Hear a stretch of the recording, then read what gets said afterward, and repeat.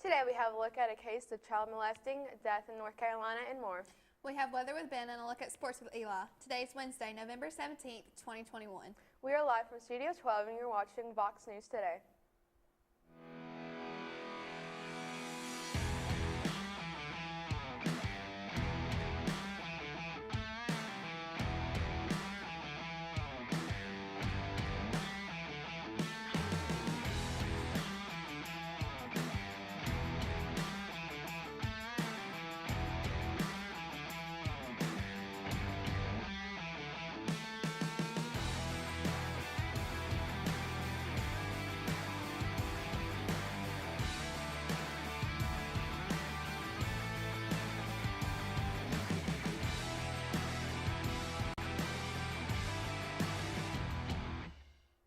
Welcome back. I'm Lauren Webb. And I'm Madison Johnston.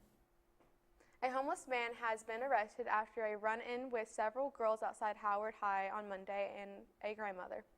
The incident happened across from the school Monday afternoon. When police arrived, a grandmother told them that Christopher Andrew Webb has been soliciting 13-year-old girls for sex.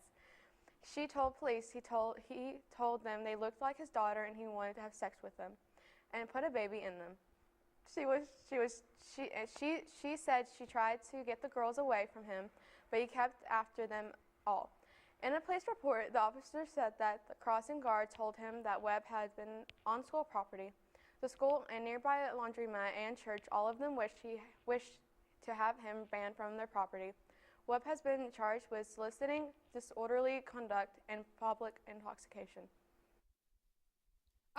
Operation Christmas Child has officially started in the Tennessee Valley. There are 8 different sites for collections across Chattanooga. The sites are going to be collecting shoe boxes full of gifts for children in need. Items that are being requested are art supplies, small toys, and personal hygiene items. The last day to drop off shoe boxes is Monday, November 22nd. You can find drop-off locations at the Samaritan's Purse website. A good meal can be hard to find nowadays, especially if you're used to rolling through drive-thrus on the way home from work. There's just something about sitting around a table and enjoying a plate of comfort food with ones you love. And the folk at the Farmhouse Restaurant in Ottawa, Tennessee, have managed to capture the magic. This unique local restaurant is a favorite for a reason, and it's here that you'll find some of the best comfort food in Tennessee. 2 cemeteries in Bradley County are being requested for investigation from the district attorney. Over many years, numerous complaints have been made about the Hillcrest Memorial Gardens and Sunset Cemetery in Bradley County. Commissioner Cindy Slater says that the 2 cemeteries are run down and overgrown with weeds.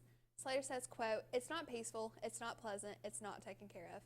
Commissioners have agreed to request an investigation into the cemetery's perpetual care funds, which is contributed to by customers and set aside by the company for property maintenance. Get ready to say goodbye to the Staples Center, in name only. At least the Los Angeles home of the Lakers, Clippers, and Kings is set to get a new name indicative of the time we are living in. It will soon be known as Crypto.com Arena. The changes come after the 20-year name rights deal Office Supply retail Staples paid $120 million for the 1999 ended. And the new name is scheduled to take effect Christmas Day. Mexican artist Frida Kahlo has set a record for the highest price for a painting by a Latin American artist. Her 1949 painting, Diego and I, sold at an auction for $34.9 million. It is her final self-portrait, as the title indicates. The second person in the painting depicted on her forehead is Kahlo's husband, muralist Diego Rivera. The couple shared a complex relationship. They divorced in 1940, 11 years after they wed in 1929, only to remarry in the same year. And now let's switch gears to check on our weather. Ben, what can you tell us? Well, it's going to be pretty warm today, but I'll tell you about information on that and more right after this break.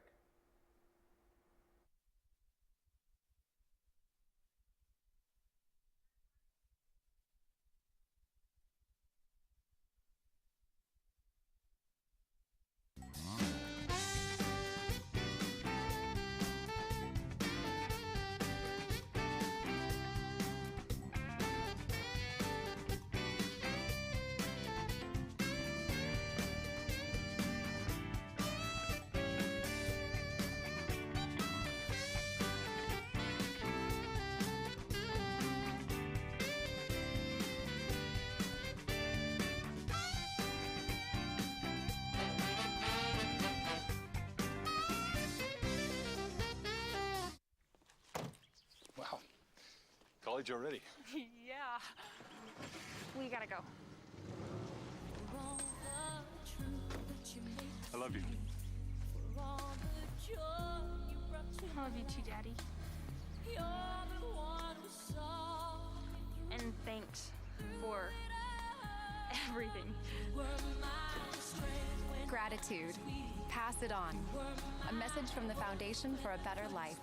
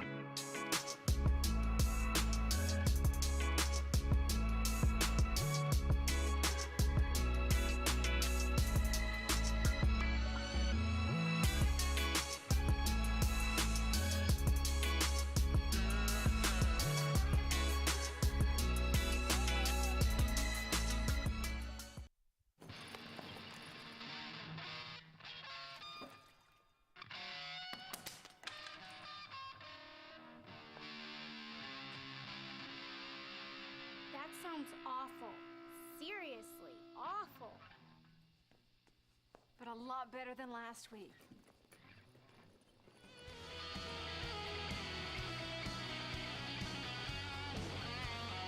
We weren't born to follow.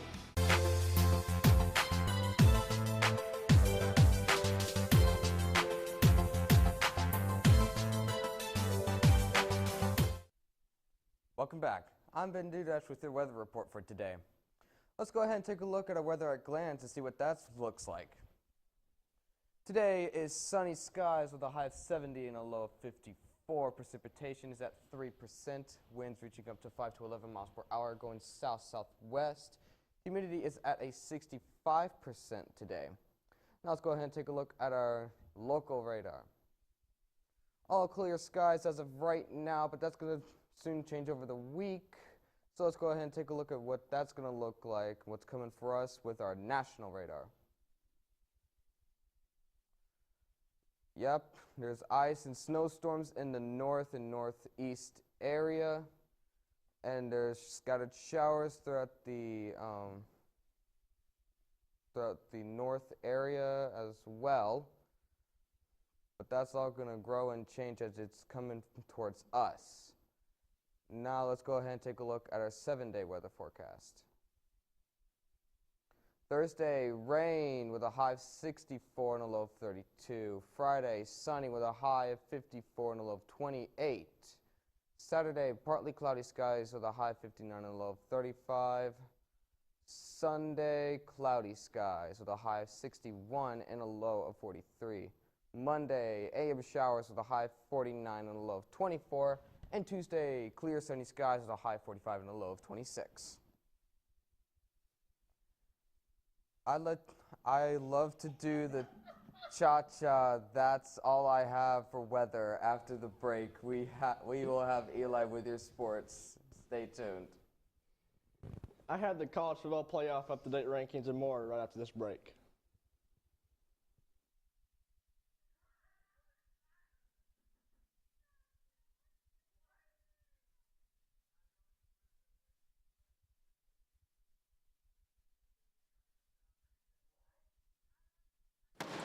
Well, you're wrong. I'm wrong. You're the one who misrepresented the facts. Misrepresent the facts? Are you kidding? Your proposal's ludicrous. My proposal will go exactly the way I say it will. My dead body.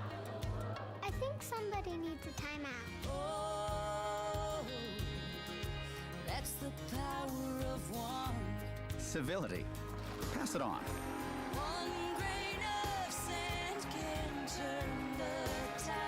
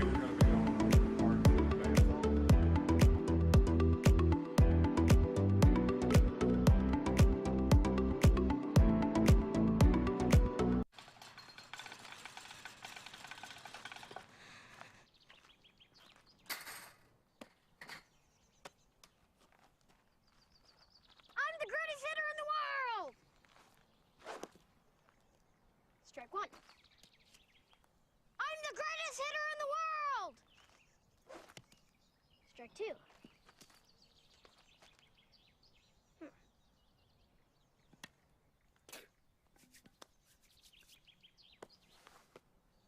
I'm the greatest hitter in the world!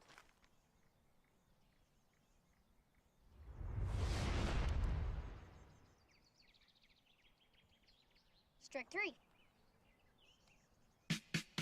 Wow! I'm the greatest pitcher in the world! Yes! Optimism. Pass it on. A message from the Foundation for a Better Life.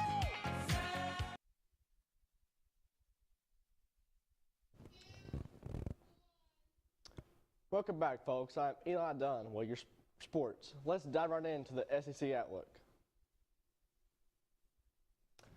Number 1, Georgia is hosting Charleston Southern at Dooley Field. Number 16, Texas A&M is at home against Prairie View. Number 2, Alabama is at home against number 21, Arkansas.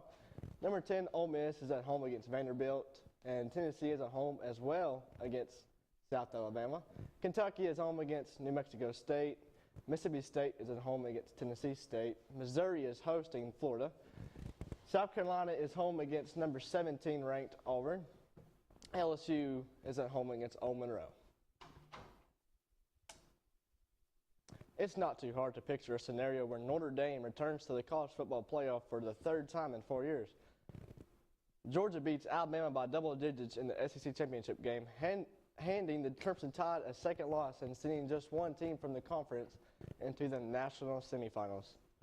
Oregon loses to Utah either in this coming weekend's matchup in Salt Lake City or in the Pac-12 championship game, eliminating the Ducks from contention. Georgia has 2 weeks until they face off with the champion of the SEC West, likely Alabama, in the SEC championship game in Atlanta. They have contest against Charleston Southern and Georgia Tech team. They will be heavy favorites in both games, and Georgia will likely use both games as an opportunity to get younger player reps and get some of their starting contributors healthy. It's been a long year for Georgia form an injury standpoint, and right now the priority is to win these final 2 games in the manner in which starters can take a rest. I have the injury report from the Georgia Bulldogs. We got quarterback JT Daniels is in, and running back Kenny McIntosh is in. Running back Kendall Milton is out with a torn ACL. Defensive line Devontae Wyatt is in, but he's questionable. The edge linebacker Nolan Smith is questionable as well. Offensive tackle Jamari Sawyer is questionable as well with his foot. Wide receiver Jermaine Burton is in. Wide receiver Marcus Rosemead Jack Saint is in as well. Wide receiver Justin Robinson with a hamstring issue is questionable. And wide receiver Dominic Blaylock is questionable as well with a hamstring. And wide receiver Arian Smith has broken his leg, so he will no longer be playing for the 2021-22 season. That's all the coverage I have for sports today. Stay tuned for more news right after this break.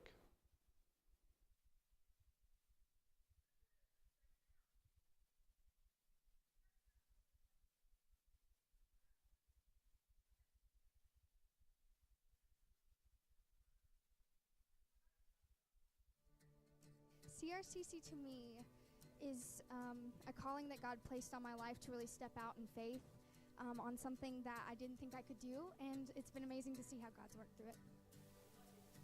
CRCC stands for Crossroads Community Church, but we're a church that our vision is to be a life-giving church in our community. We do that through helping people know God, find freedom, discover their purpose, and then go make a difference. And so that's what we're doing every week, is helping people discover their jam and go make a difference.